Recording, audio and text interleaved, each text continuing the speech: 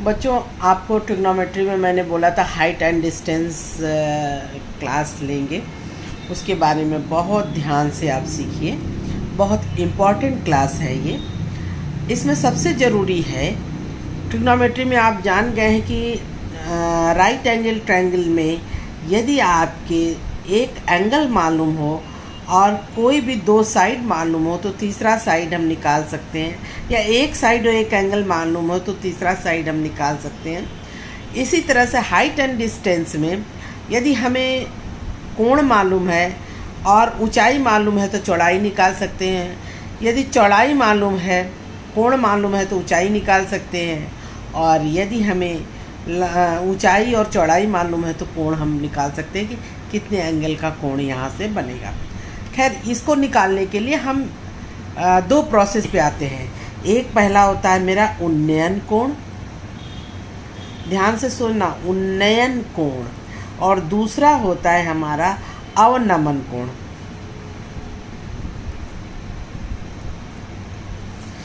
यदि हम अपनी आँख से कोई भी ऑब्जेक्ट को हम ऊपर की तरफ देखते हैं, हमारे आँख का ये क्षैतिज दूरी है, और यदि हमें कोई ऑब्जेक्ट ऊपर की तरफ दिखाई देता है इस आँख से, तो जो ये कोण बनता है, ये कोण कहलाता है उन्नयन कोण। यानी आँख की क्षैतिज रेखा से ऊपर देखने पर जो कोण बनता है वो कोण कहलाता है उन्नयन कोण।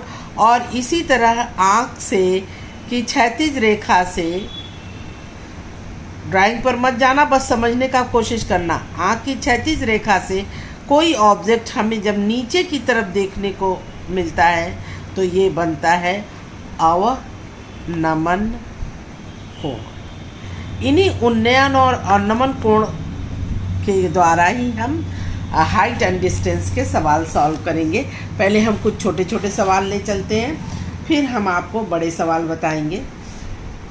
जैसे ये मैंने बोल दिया, इसमें एग्जाम्पल नहीं दिया, इसके एग्जाम्पल सभी बहुत इम्पॉर्टेंट हैं, दो चार क्वेश्चन हम कराएंगे। जैसे मैंने एक एग्जाम्पल दिया कि यदि एक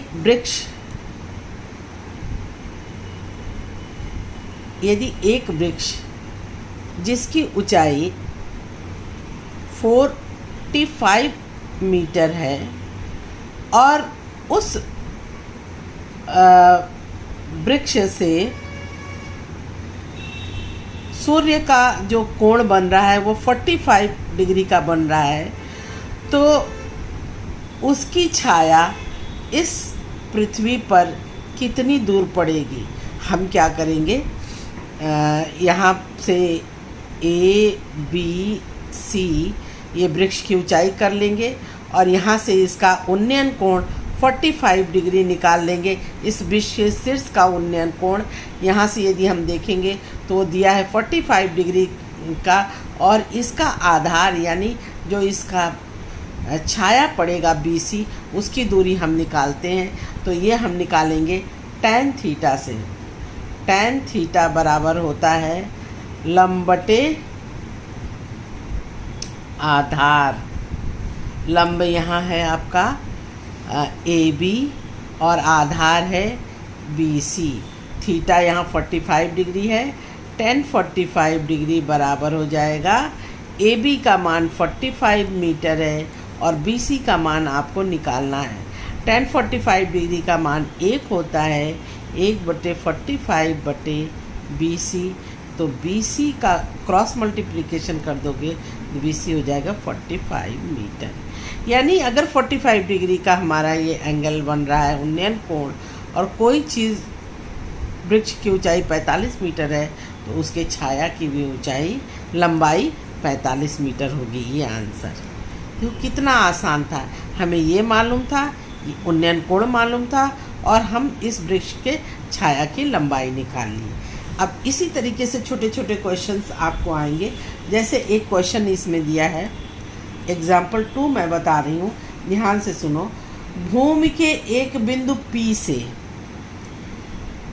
एक बात ध्यान रखना, किसी भी ट्रिग्नोमेट्री के क्वेश्चन में फिगर बनाना बहुत इम्पॉर्टेंट है और फिगर आप अपने अंदाज से ड्रा करिए। लिख रहा है भूमि के एक बिंदु P से, यानी कि हम ये भूमि मान लें, ठीक, हमें जैसा दे रहा वैसे करें। एक बिंदु P से, मान लो यहाँ एक बिंदु P है, 10 मीटर, एक बिंदु P से एक 10 मीटर ऊंचे भवन का ये भवन है जिसकी ऊंचाई 10 मीटर है, और इस P से ऊंचे भवन के शिखर का उन्नयन कोण, ये उन्नयन कोण 30 डिग्री है, ये तुम्हारा 30 डिग्री है कह रहे हैं। तो भवन के शिखर पर एक ध्वज को लहराया गया है। अब ये इसके शिखर पर एक ध्वज को भी लहरा दिया गया है, ठीक है। और P से ध्वज के शिखर का उन्नयन कोण 45 डिग्री है, और इस P से ध्वज के शिखर का उन्नयन कोण जो है वो 45 डिग्री हो जा रहा है, ये, ठीक, ये डिग्री आपका आ गया 45 डिग्री, ठीक है। तो ध्वज के दंड की लंबाई बताओ। यहाँ से ये मान लो A है, ये B है और ये P है, और यहाँ पे हम रख लेते हैं S, ठीक है।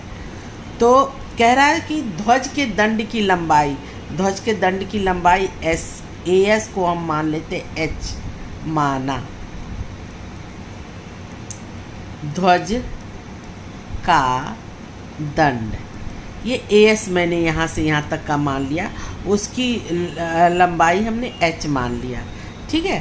तो अब ये कहते हैं इसका मान निकालने के लिए, तो हमें इसमें दो समकोण त्रिभुज मिलते हैं। एक त्रिभुज तो मिलता है ABP,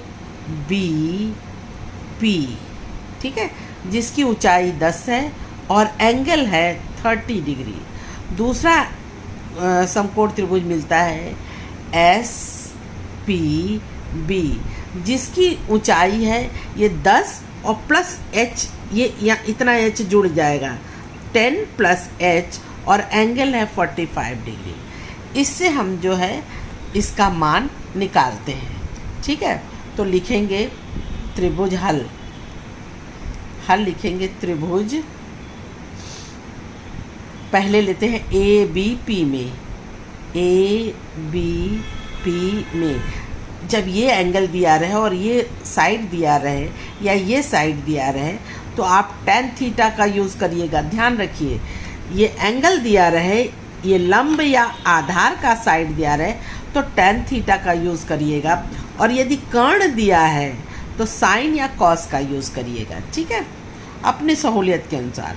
तो यहाँ त्रिभुज ABP में tan थीटा बराबर होता है लंब बटे आधार, यानी AB बटे BP। थीटा का मान यहाँ 30 डिग्री है, tan 30 डिग्री बराबर AB का मान 10 है, और यहाँ हो जाएगा BP। tan 30 का मान होता है sin 30 upon cos 30, sin 30 upon cos 30।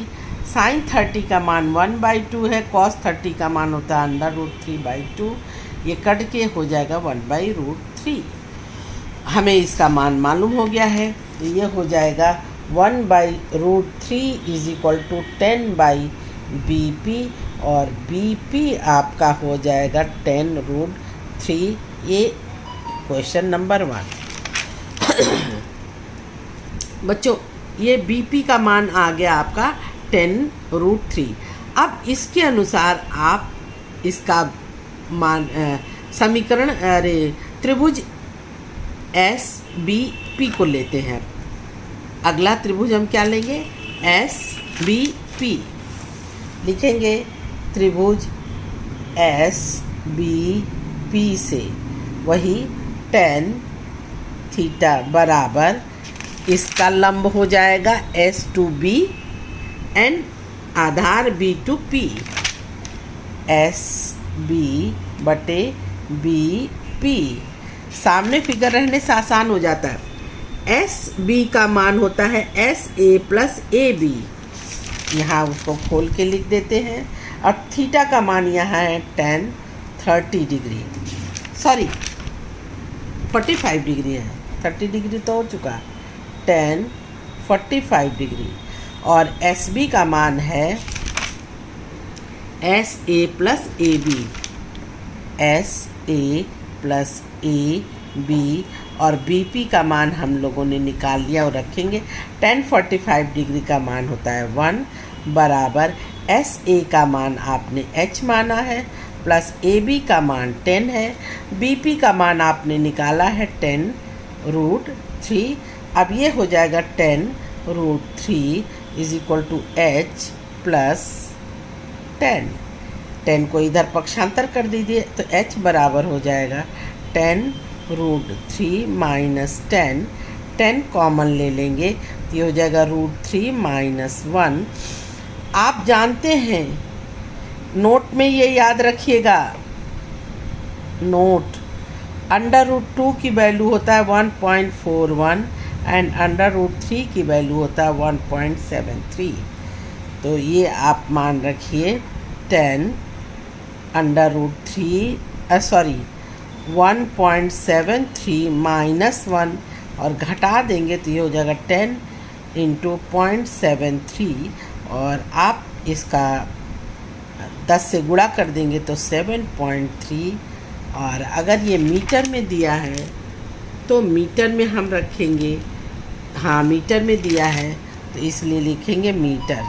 यहाँ लिखेंगे झंडे की ऊंचाई पूछा है तो हम लिखेंगे झंडे की ऊंचाई बराबर 7.3 मीटर। ये मेरा आंसर।